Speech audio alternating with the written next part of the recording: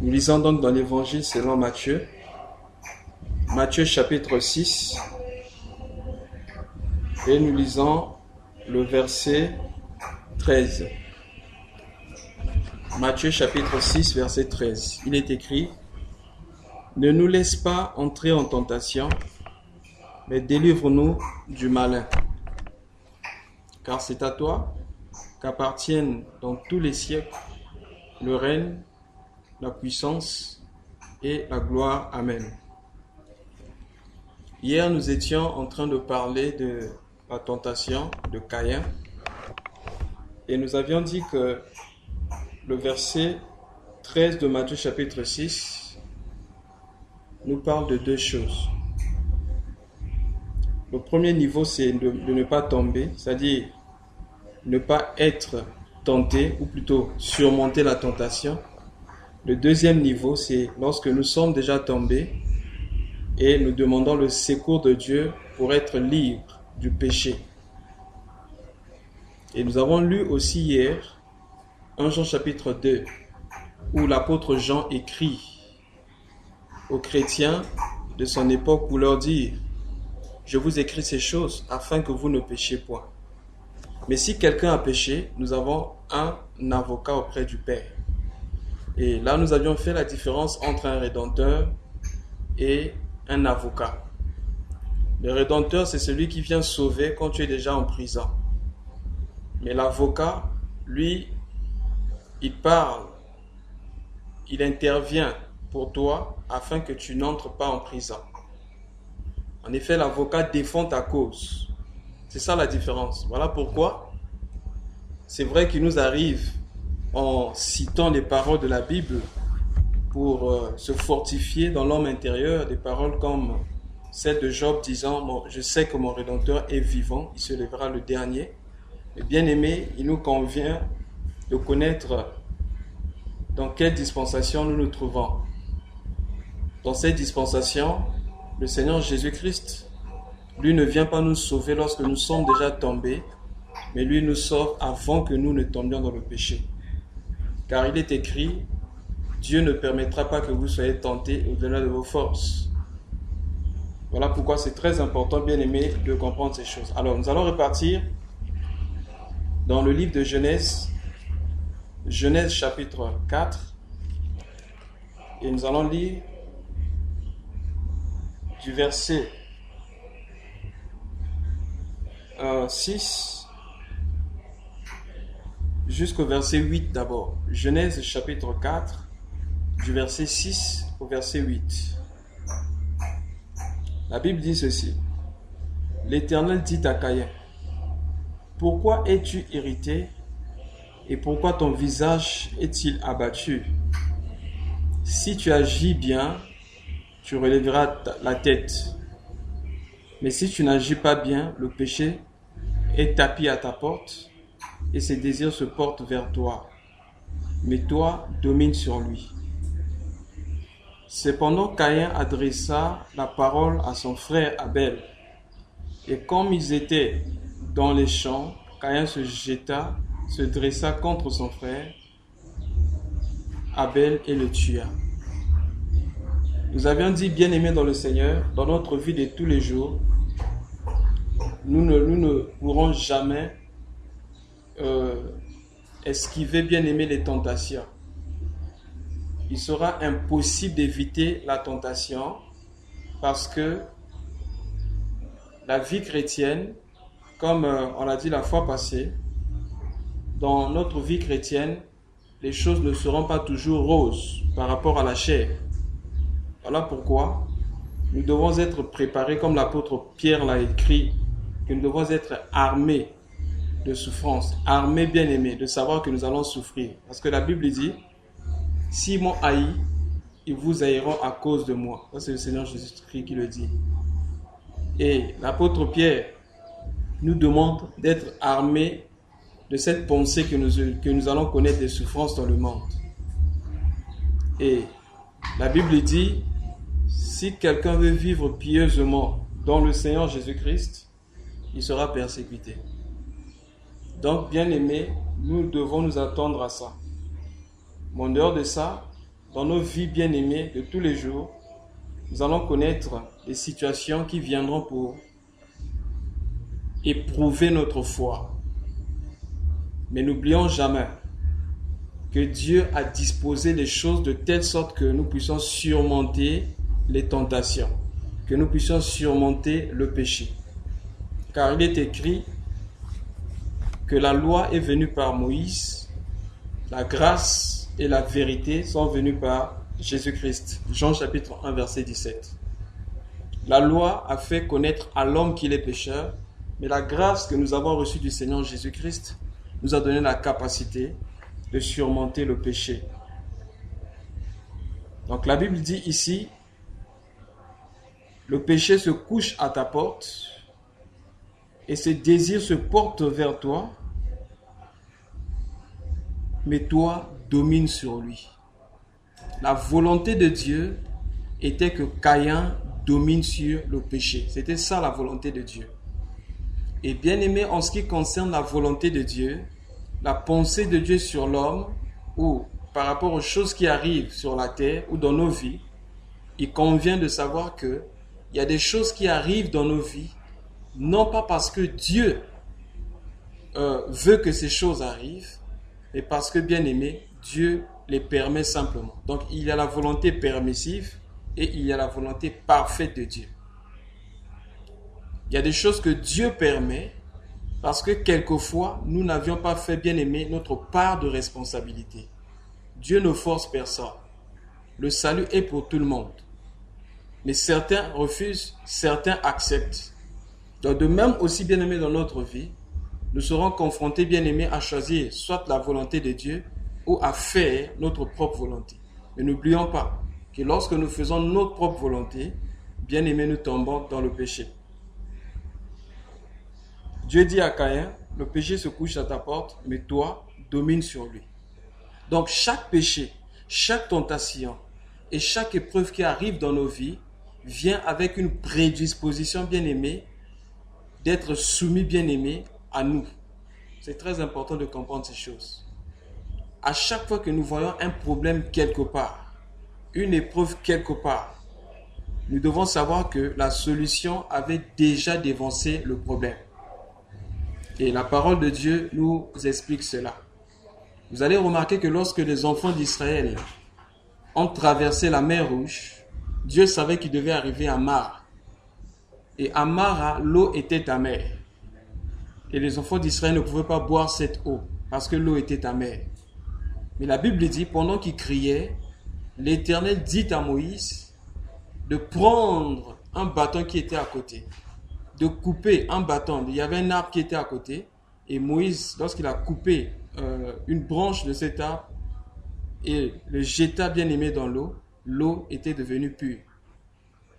Nous pouvons aussi voir bien aimé dans le Seigneur la vie, par exemple, d'Adam et Ève. Pendant que Adam et Ève désobéissaient à Dieu, Dieu avait déjà préparé un animal innocent qui était à côté. Et quand Adam et Ève cherchaient les feuilles de figuier pour se faire des ceintures, Dieu avait déjà préparé un animal à côté. La solution bien aimée pour couvrir l'homme de sa nudité. Nous pouvons aussi prendre l'exemple d'Agar. Agar l'égyptienne qui était servante de Sarah. La Bible déclare qu'Agar, ce jour-là, décida de fuir loin de sa maîtresse. Pendant qu'elle fuyait avec Ismaël, elle s'est retrouvée dans le désert. Elle n'avait plus d'eau. Et la Bible dit qu'elle plaça l'enfant à côté pour ne pas voir comment l'enfant allait mourir. Et Agar commença à pleurer parce qu'il n'y avait pas d'eau. Agar cherchait de l'eau. Il n'y avait pas d'eau. Et pendant qu'il pleurait, la Bible déclare que l'ange de l'Éternel parla à Agar pour dire à Agar, j'ai entendu le cri de l'enfant. Et la Bible dit, l'ange ouvrit les yeux d'Agar et elle vit une source. Elle vit une source qui était juste à côté. Bien aimé dans le Seigneur, la source était là. Mais Agar était spirituellement aveugle. Elle ne pouvait pas voir la source. Quelquefois, bien aimé, pendant que tu pleures, la source est à côté. Ça veut dire quoi? La solution est déjà à côté. Mais le problème, c'est que nous ne voyons pas, bien aimé, la solution que Dieu a disposée pour nous. Voilà pourquoi, bien aimé, quelquefois, il nous convient de persévérer dans la prière. Toujours garder dans nos têtes que s'il y a un problème, c'est que Dieu avait déjà placé la solution. Il y a encore un autre exemple. Lorsqu'Abraham est parti offrir Isaac sur la montagne, la Bible déclare qu'Isaac demanda à Abraham, « Mon père, voici le feu et voici le bois. Mais où est l'agneau ?» Et Abraham va dire, « Dieu lui-même se pourvoira de l'agneau. » Ils sont allés sur la montagne. Abraham saisit l'enfant. Et pendant que Abraham cherchait à tuer l'enfant, la voix se fit entendre du ciel. Où Dieu dit à Abraham, « Maintenant je sais que tu m'aimes. Maintenant je sais que tu m'aimes. » Dieu parla, l'ange de l'Éternel parla à Abraham en disant, « Je sais que tu m'aimes maintenant, parce que tu ne m'as pas refusé ton unique fils. » Et la Bible déclare, Abraham leva les yeux et ensuite regarda derrière. Bien aimé, j'aime beaucoup ce mouvement. Est-ce qu'Abraham, pour regarder derrière, il avait besoin de lever les yeux? Vous comprenez que lorsqu'Abraham leva les yeux, c'était bien aimé une vue spirituelle. Abraham vit les choses en esprit. C'est-à-dire que la chose était là. L'animal était là qui allait remplacer le sacrifice de son fils. Mais Abraham ne voyait pas. Parce qu'Abraham marchait la tête baissée. Mais lorsqu'il leva les yeux, il a vu l'agneau. Il a vu pas l'agneau, mais il a vu un animal qui était derrière. Et il a pris l'animal, il a offert l'animal à la place de son fils. Bien-aimé dans le Seigneur, devant chaque problème, souvenons-nous que la solution était déjà. Bien-aimé, pourquoi la solution est déjà? Parce que Dieu est celui qui gère l'éternité. Notre futur est le passé de Dieu. Voilà pourquoi lorsqu'il se présente à Jean dans le livre d'Apocalypse, il dit « Je suis le rejeton de David. Je suis l'alpha et l'oméga. Celui qui était, celui qui est. » Et lui, il dit celui qui sera, il dit celui qui vient. Celui qui était, celui qui est et celui qui vient. Je comprends maintenant pourquoi les 4 êtres vivants qui étaient tout autour du trône avaient des yeux bien-aimés devant, derrière et au-dedans. Bien-aimés, voilà comment nous devons marcher. Un chrétien bien-aimé, la marche par la foi, c'est la marche bien-aimée où nous devons avoir des yeux devant, derrière et au-dedans. Derrière pour voir bien-aimé le passé, parce qu'il est celui qui était. Devant pour voir ce qui vient. Mais bien-aimé, il faut aussi qu'il y ait dedans des yeux bien-aimés au-dedans pour voir les choses de l'esprit. Il dit, je suis celui qui est, celui qui était, celui qui est et celui qui vient. Ça veut dire quoi? Pendant que nous sommes en train de marcher vers la promesse, pour aller bien-aimé, voir ce que Dieu nous a promis, ou bien-aimé, voir l'accomplissement de la promesse, bien-aimé dans le Seigneur, Dieu revient pour nous dire que je viens déjà de là, c'est-à-dire que j'ai déjà fait, j'ai déjà tout préparé, je viens maintenant te chercher afin que tu arrives là-bas. C'est très important de comprendre ces choses. J'ai été richement bien-aimé, béni par le témoignage de notre bien-aimé Elgo. Cela nous arrive tous bien-aimés.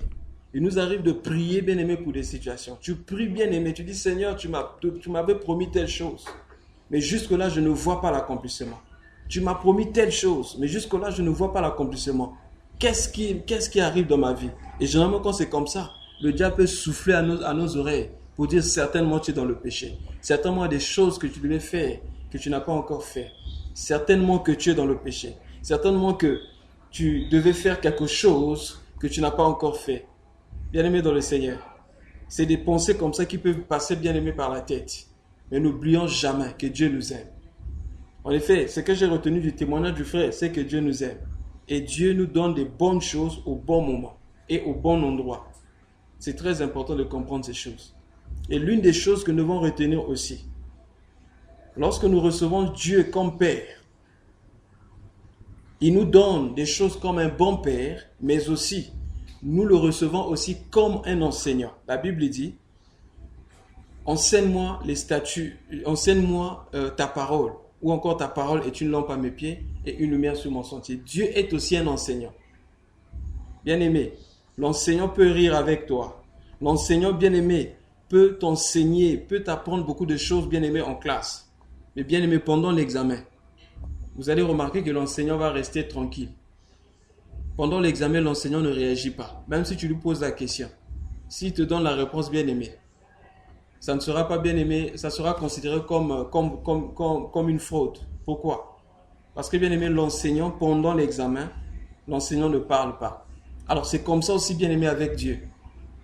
Il peut nous enseigner, nous apprendre beaucoup de choses. Mais pendant bien aimer l'examen, pendant l'épreuve, quelquefois nous avons comme l'impression que Dieu est silencieux. Tu pries, tu as comme l'impression que Dieu n'écoute pas. Tu demandes, tu as comme l'impression que Dieu n'écoute pas. N'oublions jamais, il est plus proche de nous que n'importe qui et n'importe quoi. Il y a eu un moment dans ma vie bien aimé. Je priais bien aimé beaucoup pour demander l'orientation sur quelque chose. Et j'avais comme l'impression que Dieu n'entendait pas. J'ai dit, mais Seigneur, je demande ton orientation sur quelque chose de très, qui était vraiment capital pour ma vie. Quelque chose bien aimé qui concernait l'orientation bien aimée dans ma vie.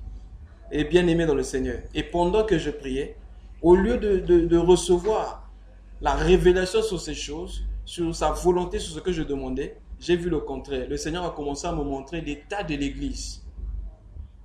Le Seigneur a commencé à me montrer l'état de l'Église. Et bien aimé, le danger que l'Église courait dans la ville où je me trouvais. Et le Seigneur me conduit à prier pour l'Église. Bien aimé dans le Seigneur. Et pendant que j'étais en train de prier, je priais malgré moi. Parce que je sentais dans mon cœur que je n'étais pas satisfait. Et là, le Seigneur va me dire, en effet, ce qui est primordial pour toi n'est pas forcément pour moi. Il y a des choses bien aimées que nous pensons être bien aimées, des choses qui devaient être urgentes, mais quelquefois bien aimées. Ce que nous considérons comme étant des choses urgentes ne le sont pas quelquefois bien aimées pour Dieu. Voilà pourquoi il nous convient bien aimé de prier, non pas pour que Dieu puisse faire notre volonté, non pas pour que Dieu puisse faire ce que nous voulons, ou nous dire ce que nous voulons entendre, mais bien aimer s'attacher à Dieu pour comprendre ce que Dieu veut entendre. C'est très important. Même lorsque nous sommes bien aimés stressés, nous sommes sous la pression, la dépression, n'oublions jamais de dire Seigneur, non pas ma volonté, mais que ta volonté soit faite. Quelquefois, bien aimés, venons dans la présence de Dieu vide. Ne venons pas simplement pour jeter quelques paroles ou pour demander à ce que Dieu fasse notre volonté. Mais venons bien aimés avec un cœur ouvert pour que Dieu nous remplisse et demandons à Dieu de nous montrer quelle est sa volonté. Et bien aimés, nous prierons avec foi, de peur de passer notre temps pour rien. Bien aimés dans le Seigneur, repartons dans Genèse chapitre 4. Alors Dieu dit à Caïn, si tu lèves ta tête, si tu agis bien, tu relèveras ta tête. Mais si tu n'agis pas bien, voici le péché se couche à ta porte, mais toi, domine sur lui. La fois passée, nous avions dit ceci. Si nous arrive souvent de ne pas surmonter un certain nombre de péchés, c'est parce que nous n'avons pas appris à regarder à Dieu lorsque nous passons par des zones de turbulence. Bien aimé, il y a une chose qui se passe souvent dans l'avion. Lorsque vous traversez une zone de turbulence, généralement le pilote vous demande de faire deux choses. La première des choses, le pilote fait deux choses. La première des choses, il demande aux passagers d'attacher leur ceinture de sécurité et que personne ne bouge, que tout le monde reste assis. La deuxième des choses que le pilote fait, c'est d'appuyer pour changer d'attitude. Bien aimé, quand les choses ne vont pas bien dans nos vies, quand nous passons par des zones de turbulence, que ce soit dans nos vies spirituelles, émotionnelles ou même sanitaires, ce que nous devons faire, c'est attacher la ceinture qui est la vérité. Bien aimé, nous asseoir sur les promesses de Dieu, continuer à déclarer, à confesser les promesses de Dieu dans notre vie et changer d'attitude, bien aimé, dans la prière.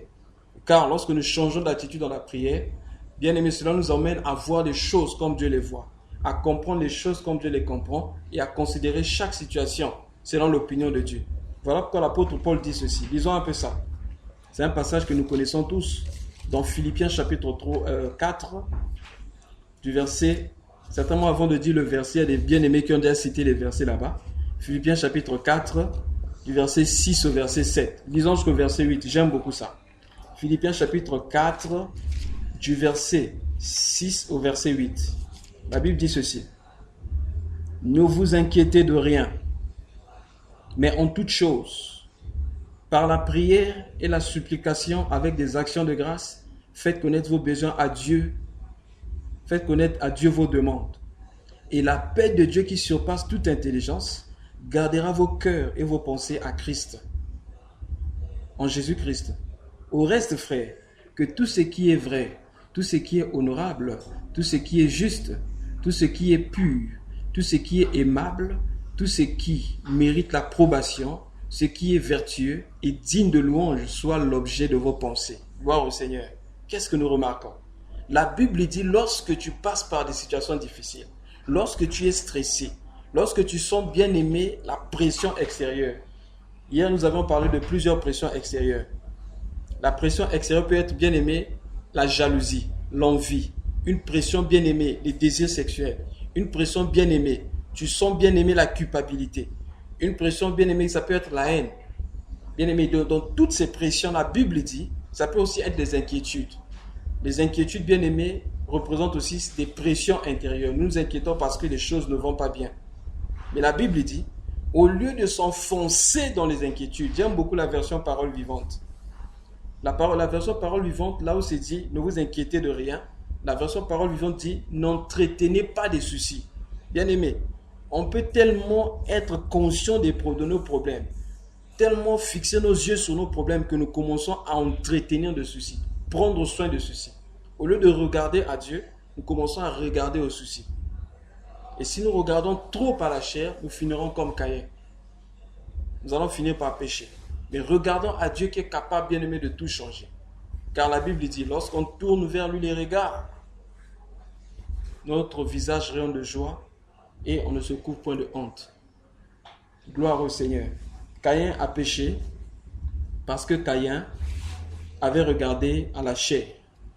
Donc, le premier niveau, nous avions dit hier, c'est de tomber dans le péché. Pourquoi il est tombé dans le péché? Parce que Caïn, après avoir parlé avec Dieu, au lieu de rester à regarder le Seigneur, Caïn se dressa, la Bible dit que Caïn adressa la parole à son frère. Et hier, nous avions dit, lorsque nous avions des problèmes, lorsque nous sommes troublés, bien-aimés, ne cherchons pas notre confort auprès des hommes. Lorsque nous sommes troublés dans notre homme intérieur, ne cherchons pas notre réconfort auprès des hommes. Courons dans la présence de Dieu. Quand nous perdons la joie, courons dans la présence de Dieu. Dans Psaume chapitre 16, verset 11, la Bible dit, dans sa présence se trouve une plénitude de joie. La joie se trouve dans la présence de Dieu.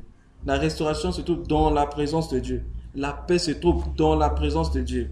C'est pourquoi la Bible dit ici, la paix de Dieu, qui surpasse toute intelligence, gardera vos cœurs et vos pensées en Christ. Parce que, en effet, lorsque nous prions, bien-aimés, nous montons, bien-aimés, sur une même plateforme que Dieu et nous commençons à voir les situations selon le point de vue de Dieu. Souvent, nous sommes troublés parce que nous regardons les situations selon nos points de vue. Nous sommes troublés parce que nous regardons les situations selon le point de vue bien-aimé des hommes. Voilà pourquoi quelquefois nous sommes troublés. Mais nous devons regarder, bien aimé, les situations selon le point de vue de Dieu, comme Abraham, notre père de la foi. La Bible déclare, lui qui était âgé, avancé en âge. Lisons un peu ça, Romains chapitre 4. Romains chapitre 4 nous parle d'Abraham. On dit qu'Abraham, lisons un peu ça, Romains chapitre 4. Romains chapitre 4, je lis à partir 17 jusqu'au verset 20. Romains chapitre 4, verset 17 à 20. Il est écrit, selon qu'il est écrit, j'étais établi père d'un grand nombre de nations. Il est notre père à tous devant Dieu, en qui il a cru, qui donne la vie aux morts et qui appelle à l'existence ce qui n'existe pas. Espérant contre toute espérance, il crut et devint ainsi père d'un grand nombre de nations. Selon ce qui avait été dit, telle sera ta descendance. Verset 19, c'est notre verset. Et sans faillir dans la foi, il considéra son corps presque mourant. La Bible dit sans faillir dans la foi, il considéra son corps presque mourant, puisqu'il avait près de 100 ans. Et le sein maternel de Sarah déjà atteint par la mort. Mais face à la promesse de Dieu, il ne douta point par incrédulité, mais fortifié par la foi, il donna gloire à Dieu. Bien-aimé dans le Seigneur. La Bible dit qu'Abraham ne considéra pas son corps qui avait vieilli. Bien-aimé, la foi ne considère pas ce qui est visible. La foi, c'est une ferme assurance des choses qu'on espère, mais c'est une démonstration de celles qu'on ne voit pas. Généralement, notre foi ou la confiance en une personne dépend de la connaissance de la moralité de cette dernière. Aujourd'hui, il y a certains peut-être des amis, s'ils te disent quelque chose, je vais te faire ceci, ou je te donnerai telle chose. Bien aimé, à certains amis, tu croiras facilement, à d'autres peut-être tu ne croiras pas. Pourquoi? Parce que tu connais leur moralité. Mais la Bible déclare, Abraham, sans regarder à son corps, ou douter, bien aimé, il ne douta point par incrédulité, mais fortifié par la foi, il donna gloire à Dieu. Bien aimé dans le Seigneur, la version originale de ce passage en grec, lorsqu'il dit il donna gloire à Dieu, bien aimé, Abraham, en effet, il avait adoré Dieu lorsqu'il a appris ces choses. Lorsque Dieu lui a dit, je te ferai telle chose, Abraham a commencé à adorer Dieu et à vivre comme s'il avait déjà cette chose. Vous savez ce que nous faisons souvent? Nous faisons le contraire. Bien aimé, en faisant une étude sur ce que je suis en train de dire, on a étudié ça avec la sœur Jolina. En étudiant, bien aimé, de près sur ces choses, nous avons compris, nous avons remarqué une différence de ce que les hommes qui ont couru avant nous faisaient et de ce que nous faisons souvent en ces temps de la fin.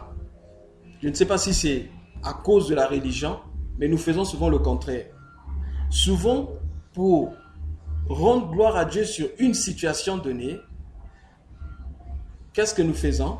Nous attendons l'accomplissement de ce que Dieu a dit pour aller, bien aimé, offrir à Dieu un présent. Quand je parle de présent, je ne parle pas forcément des choses matérielles. Ça peut être, bien aimé, quelque chose de spirituel, l'adoration. Dire merci à Dieu, louer Dieu pour ce que Dieu a dit.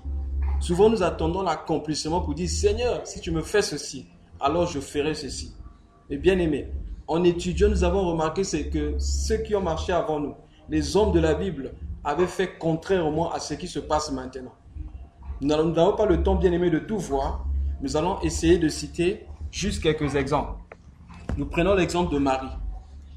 Lorsque l'ange lui a dit, voici, tu as été gratifié, tu vas embrasser un fils, on l'appellera du nom de Jésus parce qu'il viendra pour sauver son peuple du péché. La Bible déclare que Marie donna gloire à Dieu. Marie donna gloire à Dieu. Un autre exemple, si vous lisez l'histoire de Gédéon, après que l'ange lui ait dit, vaillant héros, l'Éternel est avec toi, bien-aimé dans le Seigneur, l'ange avait dit, et plutôt Gédéon avait dit à l'ange, si c'est vraiment l'Éternel, c'est toi qui m'as parlé, attends ici, je vais te faire un présent. Nous voyons aussi la même chose se passer avec les parents de Samson, Manoach et sa femme. Parce que Manoach et sa femme étaient vieux, avancés en âge, et ce couple n'arrivait pas à avoir des enfants, et l'ange de l'Éternel apparut à Manoach pour dire, voici ce que je vais faire. Vous allez avoir un fils, le rasoir ne passera pas sur sa tête. Et pendant la grossesse, cette femme ne pourra pas boire des boissons alcoolisées, etc. La Bible déclare que lorsque le père de Samson a entendu cela, ils ont demandé à l'ange d'attendre. Ils ont offert quelque chose. Nous pouvons encore prendre un autre exemple. Le cas d'Abraham. Dieu dit à Abraham, je rendrai ta postérité comme le sable de la terre. Et Dieu dit à Abraham, va dans le lieu que je te montrerai, je te bénirai et tu seras une source de bénédiction. Abraham a quitté Ur en Chaldée et il était en train de partir. Lorsqu'il a quitté Haran pour aller à Canaan, dès qu'il est arrivé à Canaan, la Bible dit qu'Abraham éleva un autel à l'Éternel. Et Abraham, lorsqu'on élève un autel, c'est pour offrir. Abraham n'avait encore rien vu, mais Abraham avait commencé à offrir. Qu'est-ce que je veux dire? Si Dieu nous a fait une promesse, avant l'accomplissement de cette promesse, nous devons déjà commencer à louer Dieu comme si nous avions déjà la chose. Et plus nous louons Dieu pour cette chose, bien aimé, c'est ça une ferme assurance des choses qu'on espère. Mais c'est une démonstration de celles qu'on ne voit pas. Bien aimé, la foi n'est pas le monde de l'imagination comme c'est présenté aujourd'hui dans les églises. Où on dit aux gens bien aimés, commence à imaginer une voiture, prends la clé, rentre. Bien aimé, ça c'est pas la foi. La foi c'est pas ça. La foi c'est pas le monde de l'imagination. Où tu ne vois pas quelque chose où tu dis, ok, avec ta bouche commence à déclarer je suis ceci, je deviens ceci. Non, la foi vient de ce qu'on entend et ce qu'on entend vient de la parole de Dieu. Et si Dieu t'a convaincu sur quelque chose en esprit, tu dois continuer à démontrer et à confesser cela. Comme si c'était déjà là. C'est ça la foi. Mais aujourd'hui, on nous dit des choses bien aimées, quelquefois aujourd'hui dans les assemblées, on nous dit de déclarer des choses, quelquefois pour lesquelles nous ne croyons pas. Mais nous déclarons seulement parce que les choses auxquelles nous ne croyons pas. Nous déclarons seulement parce que l'homme de Dieu a dit déclare. Bien aimé, c'est pas ça. Si on n'a pas vu cela, si on n'a pas cru en cela, on ne doit pas déclarer. Contrairement, nous serons hypocrites. Mais si nous avons cru dans le cœur, nous devons confesser dans nos bouches. Et bien aimé, nous verrons ces choses s'accomplir. Apprenons bien aimé à adorer Dieu pour des choses qu'on n'a pas encore vues. Pour des prochaines victoires. Adorons Dieu pour des choses que Dieu bien aimé nous a promis bien aimé de nous donner. Adorons Dieu, élevons Dieu. Offrons à Dieu bien aimé un sacrifice de louange. Et même si c'est des choses, même ce qui est matériel, donnons à Dieu même ce qui est matériel. Seigneur, tu m'as dit, tu m'as déclaré, tu as dit que tu vas faire ceci dans ma vie. Moi, je te donne ceci. Bien aimé, nous disons des choses que nous avons déjà faites. Avant de voir l'accomplissement, des choses que nous avons déjà faites, bien aimé. Avant de voir l'accomplissement, nous commençons à adorer Dieu et nous commençons même, bien aimé, à offrir, bien aimé, à Dieu en retour des choses pour ce que Dieu nous a promis. Et bien aimé, nous avons vu, bien aimé, l'accomplissement de ces choses. J'aime bien l'histoire d'Abraham. Lorsqu'Abraham, bien aimé, dans Genèse chapitre 15, un jour, Abraham, bien aimé, se coucha. Et la Bible dit que l'Éternel visita Abraham. Il dit à Abraham de séparer les animaux, de tuer les animaux et de mettre chaque morceau de côté. Bien aimé, ça c'était des sacrifices très dangereux. Parce qu'en Israël, lorsqu'on coupait un animal en deux et qu'on demandait aux gens de passer au milieu, c'était bien aimé des sacrifices de mort. Ça veut dire quoi? Celui qui venait à faillir de l'alliance. Lorsqu'on rentrait en alliance avec une personne, l'alliance qui demandait qu'on puisse tuer un animal et de mettre des animaux de côté, celui qui faillissait bien aimé devait mourir. Voilà pourquoi vous allez comprendre avec moi. Dans Genèse chapitre 15, lorsque Abraham avait séparé les animaux, bien aimé, Abraham n'était pas passé, mais Dieu seul était passé. Parce que la Bible dit que l'ombre était passée au milieu des animaux. Seul Dieu était passé au milieu des animaux. Voilà pourquoi la Bible dit que Dieu rentra en alliance avec Abraham. Mais Abraham lui-même ne passa pas par là. Parce que si Abraham était passé par là, après Genèse chapitre 16, Abraham allait mourir. Parce que dans Genèse chapitre 16, Abraham avait commis la bêtise d'aller avec la servante de sa femme. Voilà pourquoi Abraham n'était pas passé. Mais Dieu bien-aimé était obligé d'accomplir la promesse qu'il avait faite à Abraham. Parce que bien-aimé, si Dieu ne faisait pas ça, bon, excusez-moi, Dieu ne peut pas mourir. Mais s'il ne faisait pas ça, bien-aimé, il allait faillir par rapport à l'alliance. Oh, bien-aimé dans le Seigneur, apprenons à adorer Dieu avant de voir l'accomplissement des promesses. Apprenons à louer Dieu, à vivre, bien-aimé, ces choses. Parce que le Dieu qui nous a fait la promesse est fidèle. La Bible dit, mon juste vivra par la foi. Mais s'il se rétracte, mon âme ne prendra plus plaisir. Mon juste vivra par la foi. Faisons comme Habakkuk. Il dit, je me tenais à la tour, je veillais. Demeure là, bien-aimé, persévère. Ton Père est fidèle. Dieu est fidèle. Le Dieu que nous servons, bien-aimé. Il n'est pas un homme pour mentir, ni le fils de l'homme pour se repentir. Ce qu'il a dit, il le fera. Mais ce qu'il nous demande, bien aimé, c'est la foi. Ayons foi en Dieu. Et nous allons voir la gloire de Dieu. Ce que Caïn n'a pas fait ici, bien aimé, c'est que Caïn n'avait pas foi en Dieu. D'abord, la première des choses, il est tombé dans le péché. Ensuite, Dieu revient vers Caïn pour chercher à le relever. À lui faire sortir, bien aimé.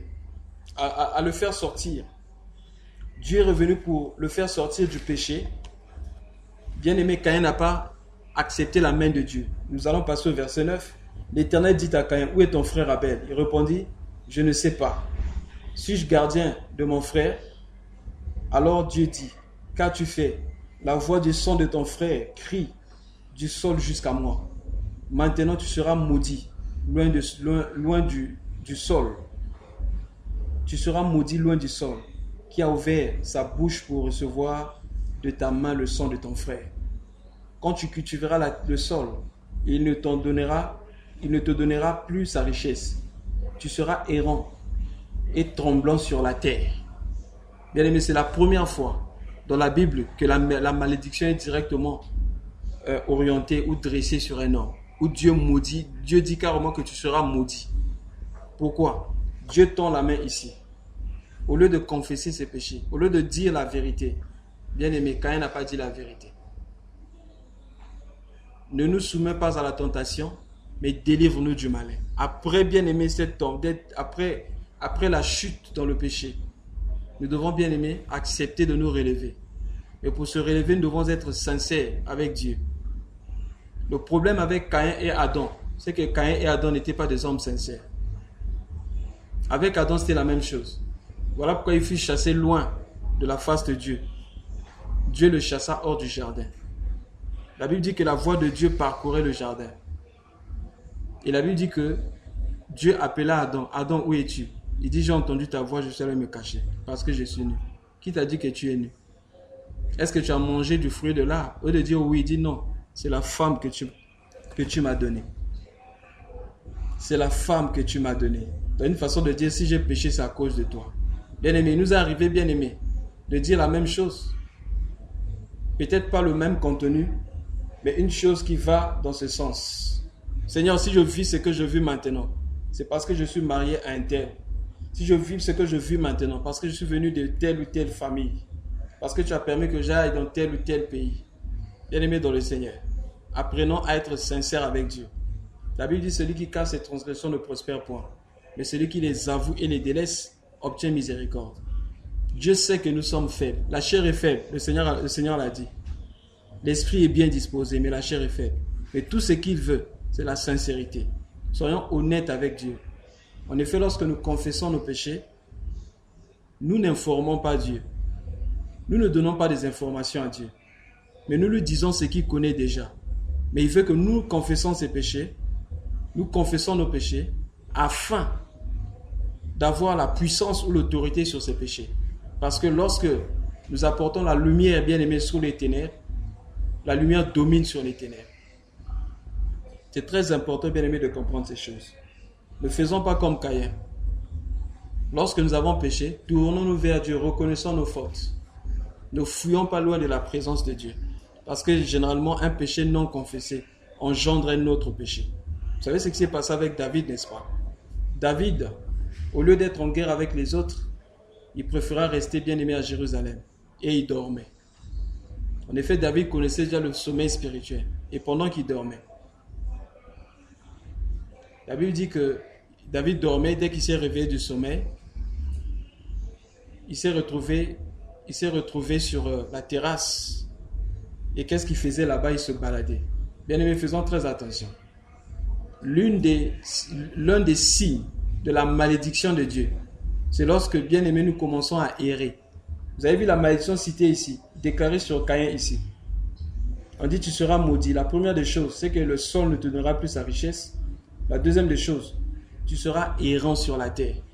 Lorsque nous commençons à errer, le fait d'errer, bien aimé, cela parle aussi de la confusion. Quand nous nous sentons confus, la Bible dit quiconque comptera sur nous ne sera pas confus. C'est la preuve que nous sommes sortis de la présence de Dieu. Nous devons vite repartir dans sa présence. Car dans la présence de Dieu, il n'y a pas de confusion. Lorsque nous croyons en lui, nous ne serons pas confus. Alors Caïn refusa de dire la vérité. Et c'est comme ça que, bien aimé, Dieu le chassa loin de sa présence. Donc deux choses. Ne nous soumets pas à la tentation. Alors, si au premier niveau nous sommes tombés, au deuxième niveau, nous ne devons pas rester dans le péché. Je parlais de David. David est resté à Jérusalem. Pendant qu'il se baladait sur la terrasse, il a vu une femme qui se lavait. Et ce qui m'étonne dans cette histoire, la Bible dit qu'il a vu une femme qui était très belle de figure. Comment se fait-il que lui qui est marié, bon, à son temps, il avait la possibilité de prendre plusieurs femmes. Lui qui était marié à plusieurs femmes. Mais il voit à l'extérieur une femme plus belle que ces femmes. C'est très dangereux. Bien aimé dans le Seigneur, cela part du contentement. Lorsque nous commençons à voir des choses qui dépassent ce que nous avons, c'est ce qu'on appelle l'envie et la convoitise. Tu ne convoiteras pas la femme de ton prochain, tu ne convoiteras pas le serviteur ou la servante, J'ajoute un autre ton. Tu ne convoiteras pas l'ordinateur de ton prochain, le téléphone de ton prochain, les jeans de ton prochain. Tu ne convoiteras pas le corps de ton prochain, etc. Tu dois te contenter de ce que Dieu t'a donné. Contente-toi de ce que Dieu t'a donné. Tu ne convoiteras pas le travail de ton prochain. Tu ne convoiteras pas la position de ton prochain. Contente-toi de ce que Dieu t'a donné. Apprends à être content de ce que Dieu t'a donné. Et cela va t'éviter de regarder à l'extérieur. Tous ceux qui commettent l'adultère, bien-aimés, ne les préparent pas. Mais c'est parce qu'ils ne font pas attention, bien-aimés, à ces choses. Au lieu de se contenter de ce que Dieu leur a donné, mais ces gens généralement regardent à l'extérieur. Voilà pourquoi nous devons faire très attention. David a pris la femme de quelqu'un. Après avoir commis l'adultère, la femme est tombée enceinte. Il voulait camoufler cela. Il a fait appel à son mari Uri. Mais Uri était un homme fidèle. Il était fidèle au roi. Il a dit, pour montrer qu'il était trop fidèle même, il ne va même pas aller chez lui. Et qu'est-ce que David fait? Pour ne pas que ça soit connu, il a fait tuer Uri. Bien aimé, la chose était cachée jusqu'à ce que l'enfant fût né. Et David avait même pris cette femme parmi ses femmes. Et le prophète Nathan va venir révéler cette chose à David. Bien aimé dans le Seigneur. On peut se cacher, mais on ne peut pas se cacher, bien aimé, loin de la face de Dieu. On ne peut pas se cacher loin de la face de Dieu. Et n'attendons pas, bien aimé, comme David, que quelqu'un, qu'il envoie un prophète, ou que quelqu'un, bien aimé, pendant qu'on est en train de prêcher, si quelqu'un dise, ok, un tel, je vois que tu avais fait ceci, bien aimé. On ne va pas écouter ça ici. Chacun de nous, bien aimé, Dieu nous parle directement par l'Esprit. Mais faisons très attention. Ne finissons pas comme Caïn et Adam. Caïn n'a pas été sincère, il a été maudit. Adam n'a pas été sincère, Dieu le chassa loin du jardin. Ne nous soumets pas à la tentation, mais si nous sommes tombés, délivre-nous du mal. C'est ça notre vie de tous les jours. Veillons à ne pas tomber dans la tentation. Mais si nous sommes tombés, crions vite au Seigneur pour être délivrés du mal. Que Dieu nous bénisse et que nous conduise dans ses voies. Au nom de Jésus-Christ, Amen.